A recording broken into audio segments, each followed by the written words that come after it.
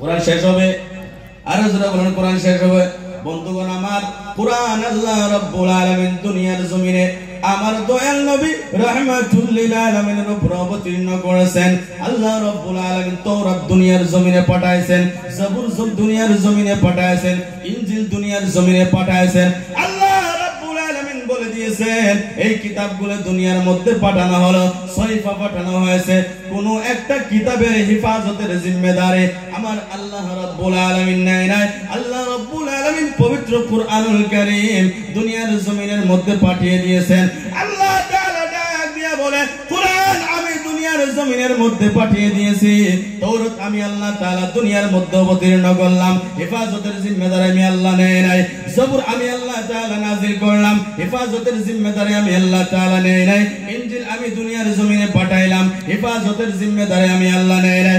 কিন্তু পবিত্র কুরআনুল কারীম, কুরআন এমন একটা কিতাব আল্লাহ রাব্বুল আলামিন ডাক দিয়ে বললেন, ইন্না নাহনু নাযালনা যিকরা ওয়া ইন্না লাহু লাহাফিজুন। পবিত্র কুরআনুল কারীম আমি আল্লাহ দুনিয়ার মধ্যে অবতীর্ণ করেছি, ধরতির উপরে পাঠাইছি, তার হেফাজতের জিম্মেদারি আমি আল্লাহ নিয়ে নিয়েছি। বলেন সুবহানাল্লাহ।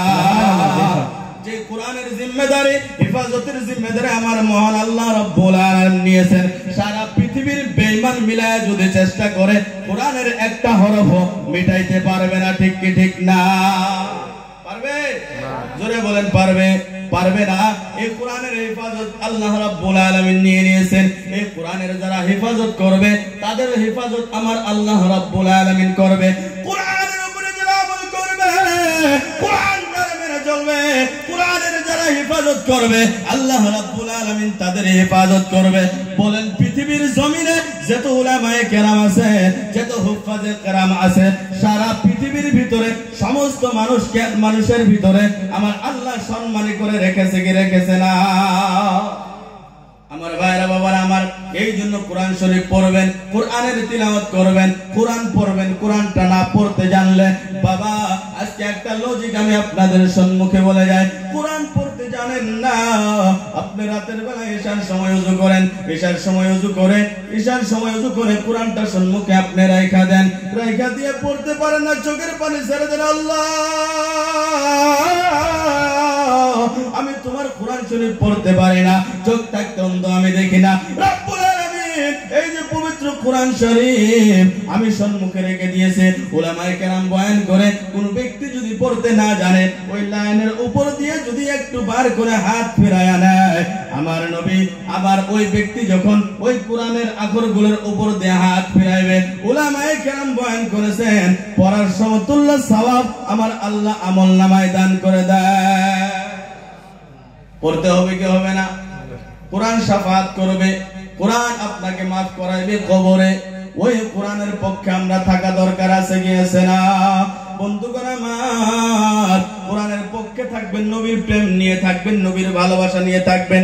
এই যে মাদ্রাসা আছে, একটা ছাত্র লজিং নিয়ে, একটা ছাত্র আপনি বোর্ডিং এর ব্যবস্থা এই জায়গার ভিতরে নাই, আপনি জাগির রেখে একটা ছাত্রকে আপনি খাওয়াইবেন, একটা ছাত্রকে আপনি খাওয়াইবেন। যে ছাত্ররা মাদ্রাসার তালাবায়ে কেরামরা রাস্তা দিয়ে হাঁটলে, আল্লাহর নবী রাহমাতুল লিল আলামিন বলেন, কোন ছাত্র যখন মাদ্রাসার রাস্তা দিয়ে হেঁটে যায়, আল্লাহর নুরানি ফেরেশতারা নুরানি পাখাগুলো তাদের কদমের নিচে বিছায়া দেয়।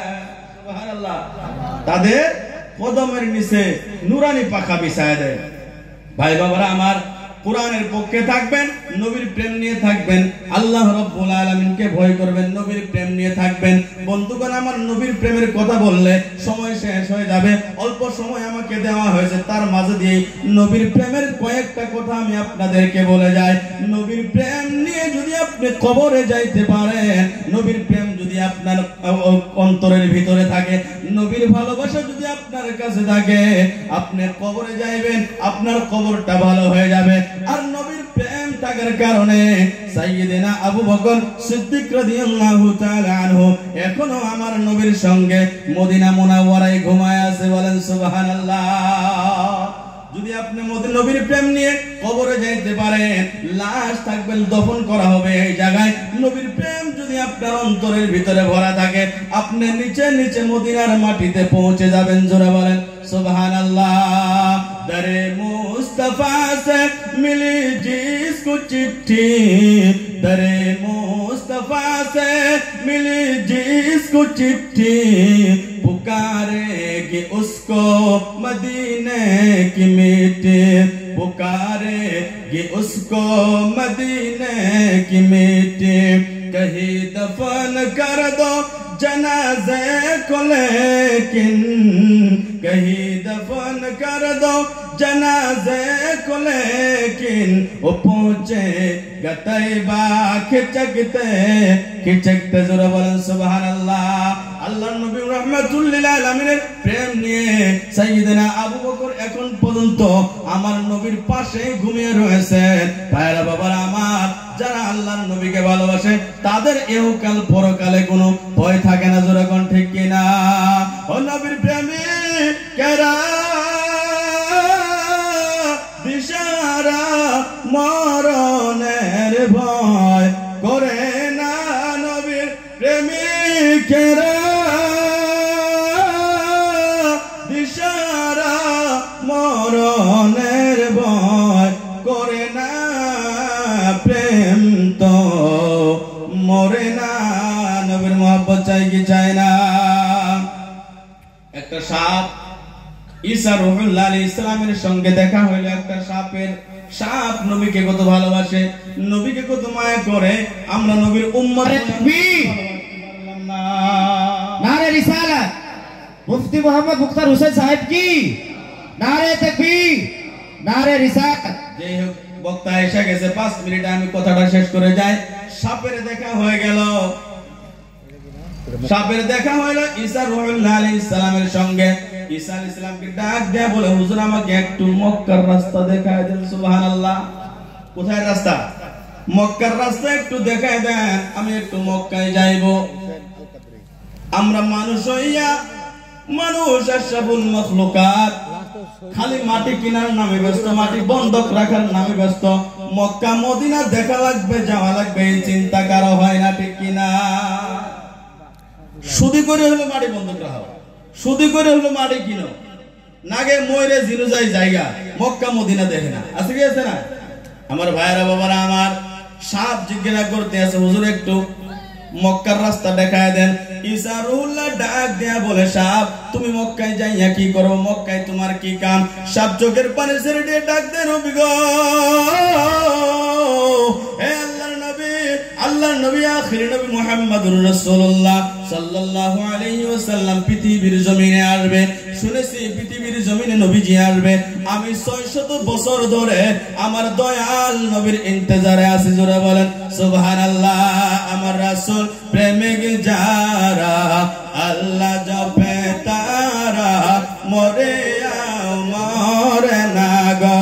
বলেন রাসূল প্রেমিক যারা, আল্লাহ জপে তারা, মরে মরে না গো। আমার রাসূল প্রেমিক যারা, আল্লাহ জপে তারা, মরে মরে না গো। সব ডাক দিয়ে বলেন, নবী গো একটু মক্কার পথ আমাকে দেখা দেন, আমি মক্কায় যাইতে চাই। কেন না নবী গো, 600 বছর থেকে আমি শুনেছি আমার দয়াল নবী আখির নবী রাহমাতুল লিল আলামিন পৃথিবীর জমিনের মধ্যে আসবে। ওই নবীকে দেখার জন্য আমি 600 বছর থেকে ইন্তজার করতে আছি। এখন আর সহ্য করতে পারি না গো নবী, হে নবী এখন আর সহ্য করতে পারি না। আমার দয়াল নবীর নামে আমি দিওয়ানা হয়ে গেছি, পাগল পাড়া হয়ে গেছে। আমি আর সহ্য করতে পারি না, যাইতে চাই আমি মক্কার দিকে। এবার ডাক দিয়া বলল, সাপ, হে সাপ শোনো শোনো, তুমি কি জানো আমি নবীর পরে, আমি ঈসার পরে কমপক্ষে 600 বছর পরে আখির নবী দুনিয়ার মধ্যে আসবে। সাপ ডাক দিয়া বলে, নবী 600 বছর আমার জন্য কিছু না, 600 বছর থেকে ইন্তজার করতে আছি, নবীকে দেখার জন্য পাগল হয়ে আছে। আর 600 বছর কেন, আর যদি বেশি হয় নবীর জন্য আমি ইন্তজার করব।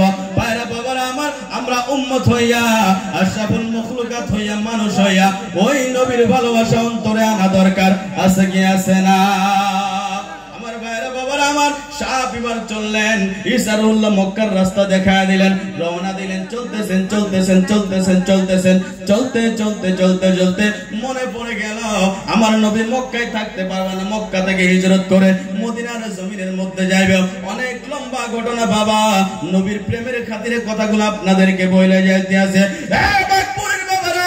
কত মানুষ আমার চোখের সামনে চলে গেল, আমি খারবিটি থাকার কারণে এই জায়গার কত মানুষের সঙ্গে আমার ভালোবাসা, কত মানুষের সঙ্গে আমার মোলাকাত, কত মানুষের সঙ্গে আমার দেখা, মাস যায়, মাস মাস পর পর, 2 মাস পর পর, বছর পর পর খবর পায় আব্দুর রহমান দুনিয়া থেকে বিদায় হয়েছে, অমুক বিদায় হয়ে গেছে। কিছুদিন আগে আমার এই মাদ্রাসার জন্য যিনি অনেক কষ্ট করে বাসিত মিস্ত্রি সাহেব, আব্দুল বাসিত সাহেব, তিনার দরদের মা পৃথিবী থেকে চলে গিয়েছে, কথা বলার মতো সুযোগ হয় নাই। বাবারে, এই দুনিয়া সবাই ছাড়তে হবে, কবরের মধ্যে যাইতে হবে। একটু নবীর প্রেম নিয়ে যদি আপনি কবরে যাইতে পারেন, ইহকাল পরকাল আপনার মঙ্গল হয়ে যাবে। জোরে বলেন সুবহানাল্লাহ। আমার ভাইরা বাবারা আমার, এবার সাহাব রওনা দিয়েছে, চলতে চলতে তিনার কাছে খবর হয়েছে যে আল্লাহর নবী রাহমাতুল লিল আলামিন মক্কায় থাকতে পারবে না, মক্কা থেকে সফর করে হিজরত করে মদিনার দিকে যাইবে। ওই মদিনার পথের আল্লাহর নবী কাফির বেঈমানের অত্যাচারে মক্কায় থাকতে পারবে না, মদিনার দিকে রওনা হয়ে যাবে। ওই যে আস্তে আস্তে আস্তে আস্তে একটা গুফার মধ্যে তিনি থাকবে, তিনি ঠেরিবে গুফার ভিতরে। ওই গুফার ভিতরে সাহাব জাইমানে বাসা করলেন নবীর জন্য। ওই গাতের ভিতরে 600 বছর যাবত ইন্তজার করতে আছে, নবীর প্রেমে পাগল, নবীর জন্য পাগল হইয়া গাতের ভিতরে 70টা ছিদ্র করেছে। নবীর প্রেমে পাগল হইয়া গাতের ভিতরে 70টা ছিদ্র করে এবার মনে মনে তিনি গান গুনগুনাইতে আছে। একটা দরজা যদি বন্ধ হয়, একটা দরজা বন্ধ করে দিলে আমি আরেক দরজা দিয়ে আমার নবীর চেহারার দিদার করব, আরেক দরজা বন্ধ হয়ে গেলে আরেক দরজা দিয়ে আমার নবীর চেহারার দিদার করব, আরেক দরজা বন্ধ হইলে আরেক দরজা দিয়ে আমার নবীর চেহারার দিদার করব। আমার বন্ধুগণ, গাতের ভিতরে দাঁড়াইয়া দাঁড়ায়া সাপ মানুষকে বুঝাইতে চায়, সাপ মানুষকে বুঝাইতে চায়, নবী দাঁড়াও আমার সামনে, মনের মতো দেখা লইতাম জীবনে, বলেন দাঁড়াও আমার সামনে, মনের মতো জীবনে। 600 বছর পর্যন্ত ইন্তজার করতে আছে। এইদিকে আমার দয়াল নবী মক্কায় কাফের অত্যাচারে থাকতে পারে না।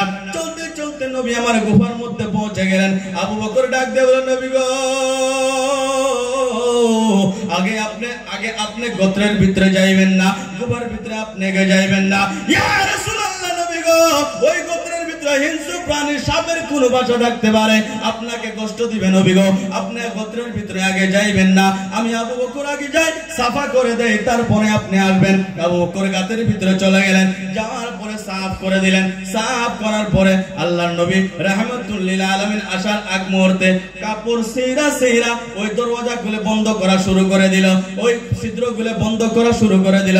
বন্ধ করতে করতে করতে করতে দুইটি কিতাবে লেখা এসেছে 2টা ছিদ্র বাকি আছে বন্ধ করার জন্য। একটা ছিদ্রের উপরে এই পায়ের আপনার কি দিয়ে, গুড়া দিয়ে বন্ধ করে রেখেছে, আরেকটা গোত্র আপনি কোনি দিয়ে বন্ধ করে রেখেছে। সাপ বাইরে ছিল, আমার নবীকে দেখার জন্য বেতাব হয়ে গেছে, পাগল হয়ে গেছে। সাপ এবার আসতে চায়, আসতে পারে না, খিড়কি সব বন্ধ, দরছিদ্র সব বন্ধ হয়ে গেছে।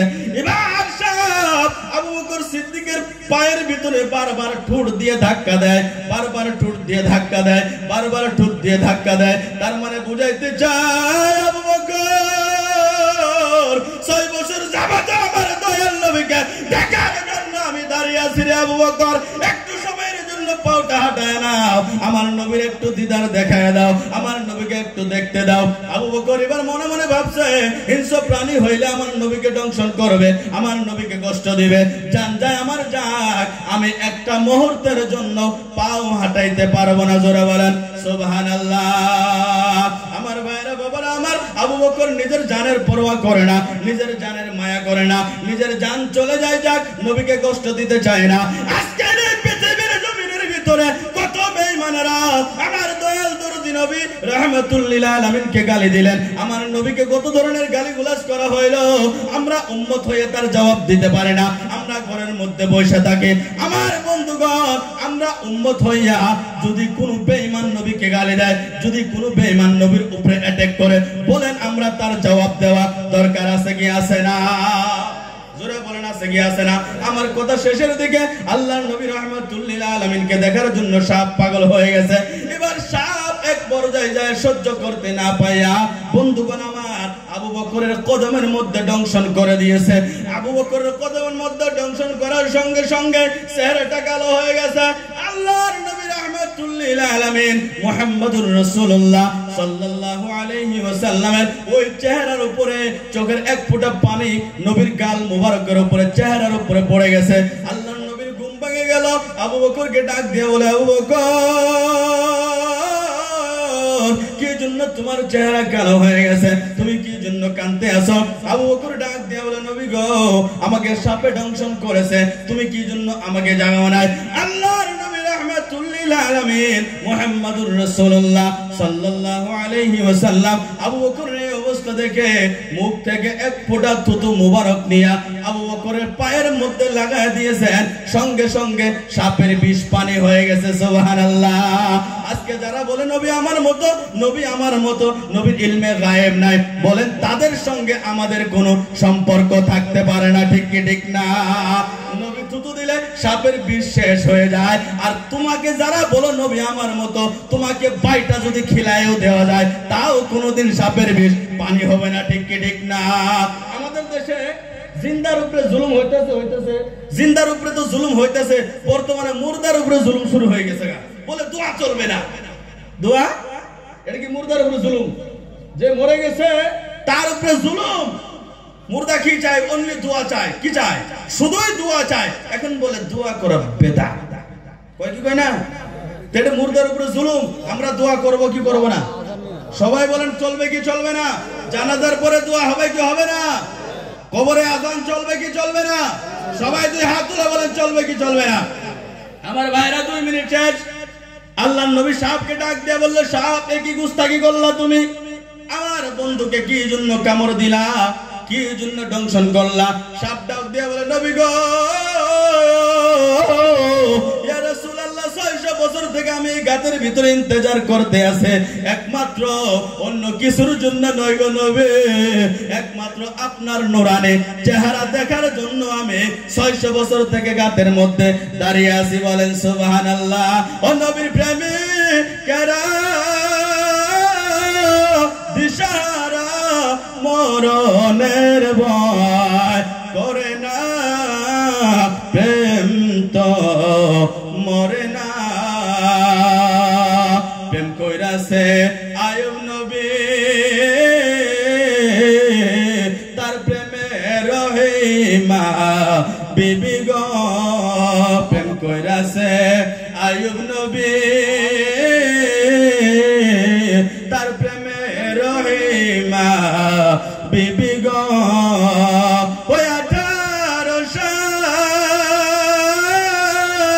কি রাইখাইলো, তবু প্রেম তো সারলো না, প্রেম তো মরে না। সাপ ডাক দিয়ে বলে, নবী গো, আমার দংশন করার ইচ্ছা ছিল না। যখন আপনার আবু বকর কদম হাঁটায় না, নবী গো, আপনার প্রেমে পাগল হয়ে আমি আবু বকরের পায়ের ভিতরে কামড় দিয়েছে। নবী গো, আশিক মাসুক যখন মাসুক পাগল হয়ে যায়, যখন প্রেমিক পাগল হয়ে যায়, তার উপরে কোনো হুকুম লাগু হয় না। জোরে বলুন না সুবহানাল্লাহ। ভাইরা বাবারা, অনুরোধ করছি আপনাদেরকে, এটা আমাদের এলাকা, আমাদের মাদ্রাসা, সবাই দান দিয়ে, টাকা দিয়ে, পয়সা দিয়ে, যে পয়সা দিতে পারবেন না, নিজের শরীর